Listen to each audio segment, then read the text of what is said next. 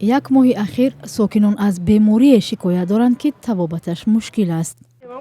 دارو و ویرا ایابتکو میگیریم تا گونچ تاثیر مونه میکنه.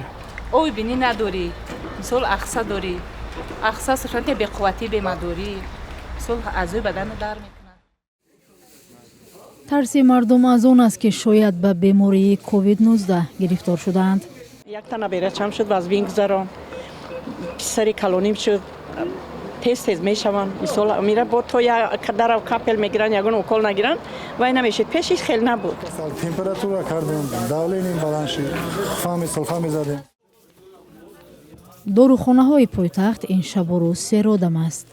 داروهای ضد زکام آیروی میپرسند که در هر خانه مثل یک کس دو کس و کسلی دچار شده.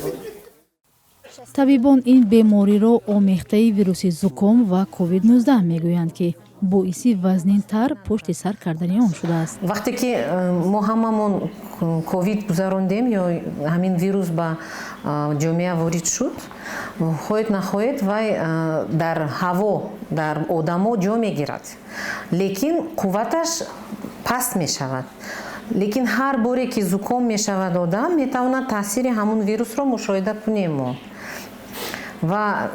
نسبتاً همه بیماری هایی که بعد کووید گذشت شدن، بیماری های زکام پای بیماری کووید رو دارن. اکنون یک نمود نفس تنگی که با مانند کووید داشتیم پیدا میکند.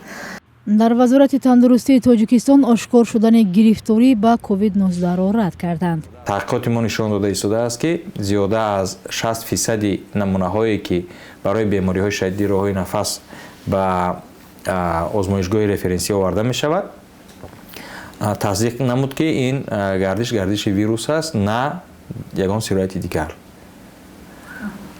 و خوشبختانه نمونه ها رو ما هم با کووید دیدیم و هم با زکام،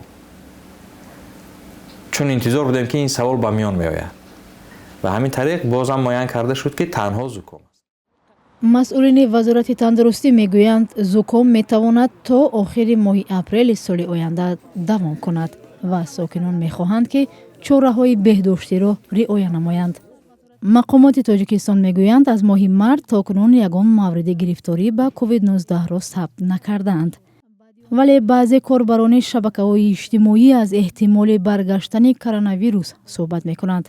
در 2 سال اخیر در تاجیکستان بیش از 17,000 نفر به این بیماری گرفتار شدند و 124 کس جان خود را از دست دادند. بعضی از متخصصان آمار واقعی را بیشتر از این می‌دانند.